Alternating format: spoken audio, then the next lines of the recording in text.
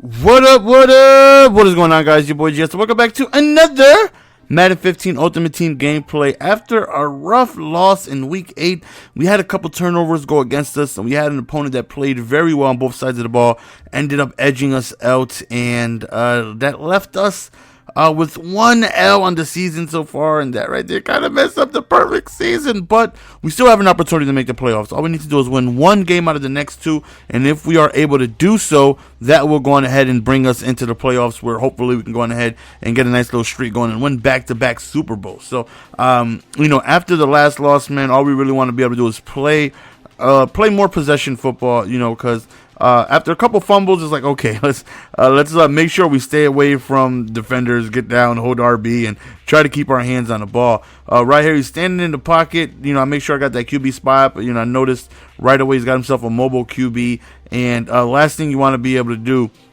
is has these guys running amok. Like, look at this. Wow.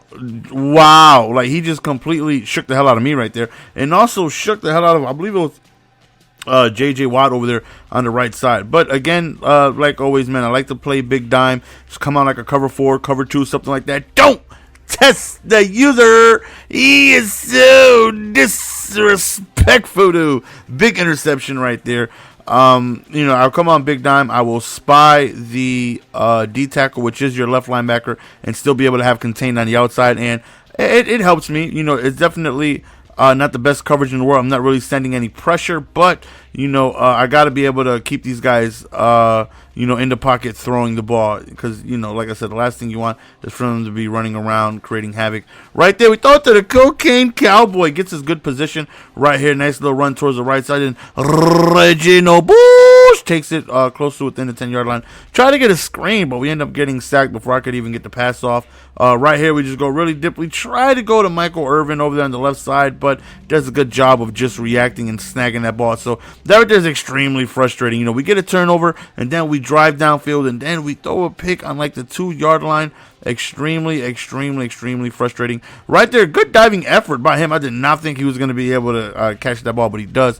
Same thing that happened to me on my screen happens to him, where he ends up getting sacked before he could get rid of the ball. So we're calling timeouts. Who knows? Maybe we could get another opportunity to get the ball. He does a nice little check down right there, and he gets stopped just shy of the first down. He decides to go for it. Very risky play, because if we stopped him, we were able to just kick a field goal. I don't know why he went for it.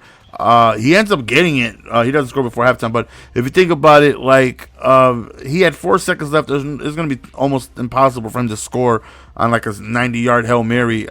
But it worked for him, I wish we would have been able to stop him. We would have been able to kick the field goal, get ball at halftime. That right there would have been big, already up. Right there, Emmitt Smith sneaks in the few times he does. As you guys know, I don't like running with Emmitt just because of his slow speed at 92.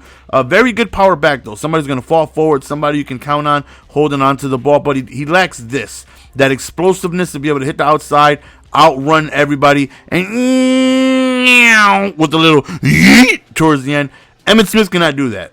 As great as he is running up the, downhill, right up the A gap, B gap, and things like that, he cannot do what Reggie Bush just did. Hit the outside and have that electric speed to outrun everybody. So I need that home run hitting ability in my life. I need for me to just be able to find the seam and outrun everybody. Emmitt Smith doesn't bring that to the table, as great as he is. And as you guys know, my team, I try to, get the best position player that I can. So that's why I have Emmitt. A lot of people are like, why do you run Emmitt if you kind of don't like his speed? Why do you have him? And that's the reason, because he's the highest overall running back. So we give it to him, every now and then. Like I said, he's a very good back. I just prefer more speed.